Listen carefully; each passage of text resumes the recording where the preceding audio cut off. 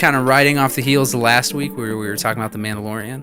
We thought we'd kind of keep the Star Wars train going and talk about the most recent film in the franchise, The Rise of Skywalker. I had so many expectations going into The Rise of Skywalker. I was not a fan of The Last Jedi. And, well, at first I was a fan of The Last Jedi. And this has actually been a theme for me as a Star Wars fan.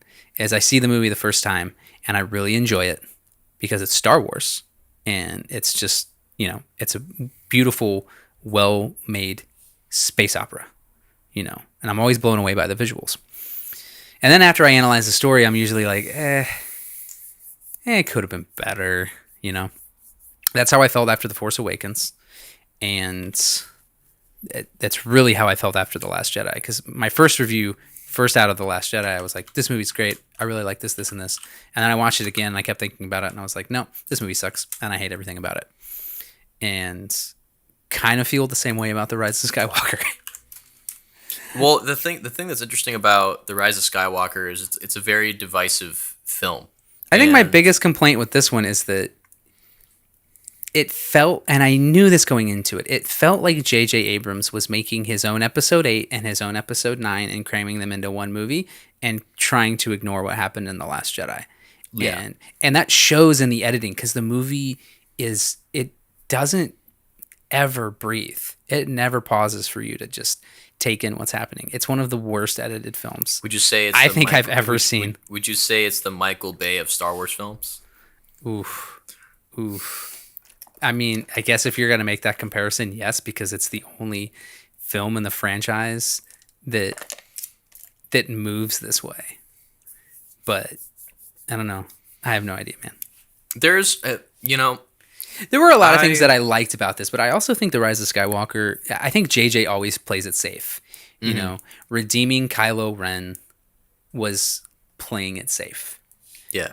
Having him sacrifice himself. I actually thought that whole side of the movie was just a hot mess. Like, I felt like they forgave his character super quick. Mm-hmm. I felt like there was just no build up or any explanation as to all of a sudden just like shifting between. And to me, because he had murdered his father in the first movie. It's not even just that he murdered his father, but for me that was a point of no return for him. But really the point of no return was he kills Snoke, who is the leader of this new empire, and then literally says that he is the supreme leader. And you're going to tell me that however many, I don't know how long the film takes place afterwards, I think maybe a year, you're going to tell me that all of a sudden he's just going to give up all of his evil? He's had a change of heart? All of a sudden? Like Darth Vader was evil for 35 years before he was redeemed, and it wasn't his path to redemption started when he met his son in episode 5, right? Yeah. So at that point you realized he had a soft spot, knowing that he had a son. There was no soft spots for Kylo Ren. I mean, I guess technically he was soft for Rey, but I mean, come on.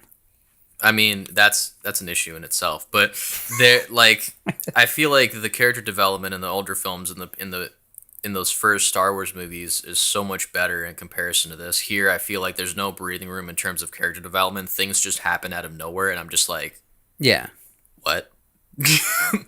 Yeah, I think one of the biggest things I take issue with is the character development, not just in The Rise of Skywalker, but I think across all 3 films together. Can we talk about how they did Finn dirty? Yeah, they did do Finn dirty. They did Finn dirty. In the first trailer of The Force Awakens, they make him out to seem like a really important character. Like there's this he got sidelined. Yeah, people thought that he was going to be the Jedi. He was going to be, but then it's Rey, right? Mm-hmm. But then, I feel like they didn't give his character any like redemption. Just so you know, John Boyega feels the same way. Yeah, no. I know. It sucks. It does suck because you kind of realize that you make a big deal about there being a black character in the film, right? And John Boyega caught a lot of flack after the first trailer. They're like, people, just hateful people, being like, "Oh, black people aren't stormtroopers," blah blah blah, whatever. Like just utter bullshit, attacking him. So he's already dealing with that, from dealing with fans, and then his character gets completely sidelined in the Last Well, Jedi, and then sidelined again when you being think an he's going to be actor. a big character. Yeah, imagine being an actor and you have this idea that you're gonna have your heyday in terms of your character and getting to perform, and like that just kind of goes down the drain and you get shafted like to the Yeah. sideline. That's just not fair.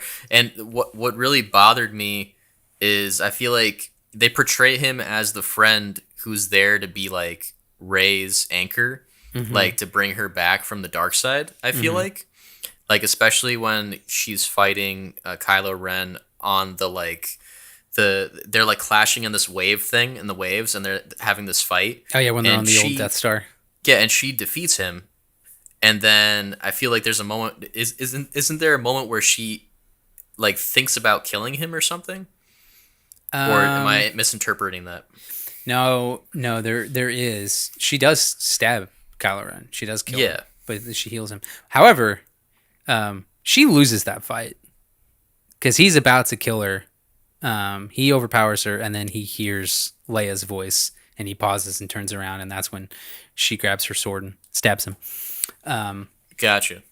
But yeah, I think let's go back to the character development thing. So it really didn't feel like they were developing a romantic relationship between Kylo Ren and Rey in Episode 8. Like it Yeah. really felt more like maybe he was feeling the romantic thing, but she wasn't because she clearly hated him. So when they kiss at the very end, it was just like, really? Oh Come yeah. on. Oh my god. Like people in my theater literally groaned. They were just, oh. People in the theater I was in because I went opening night, Mm-hmm. and you could feel the like utter suspense. Like Yeah. they're gonna kiss, And actually, and then they do, and then it almost felt like the entire theater cringed into yeah, itself. I like, on opening night, I went to see it back to back. I saw the very first showing and then another showing an hour after that one ended. And in the first theater, everyone groaned. But the later crowd, everyone cheered when they kissed. It's really interesting to see how polarizing on opening night it was. yeah, So that whole thing frustrated me. Finn's character frustrated me because he got sidelined. But let's talk about Poe. This dude has the same character arc in 3 movies. I'm not a good leader. I'm a leader now. I'm not a good leader. Like at the end of episode 8 when he goes through this whole thing about, you know, getting brought down by one of the leaders saying, "Oh, you can't approach leadership like this." Blah blah. His whole arc in that was learning how to be a leader.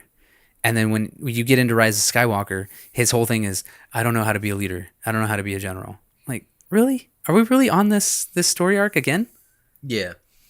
It's kind of lazy, Yeah, it's honestly. super lazy. Yeah, and I think the issue is every movie had a different.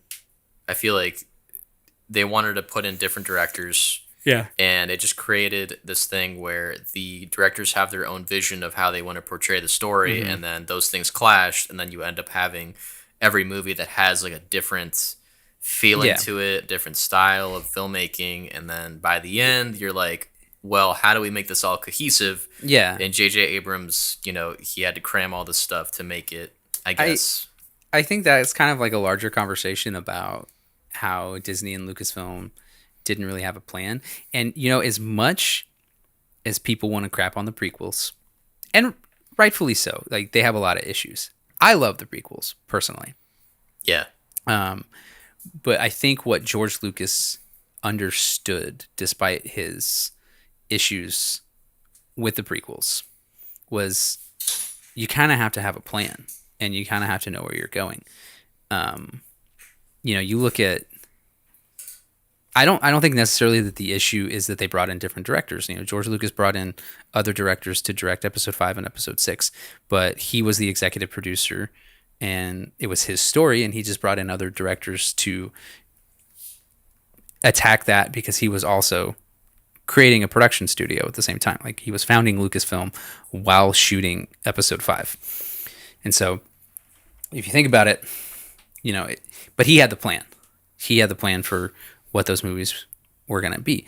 Then you go to episodes 1 through 3. Sure, he writes and directs them himself, but he kind of had a plan how it was going to go. And you feel that through line between all 3 movies. And then you feel that again in 4, 5, and 6. That isn't here. It's not there at all. Yeah. Which is really frustrating. Like there was no vision for the arc of all 3 movies. Yeah, I will say I did enjoy, from just a filmmaking perspective. You delete the storylines out of these. I think the movies are great. They look beautiful. In terms of visual effects, cinematography, it's great.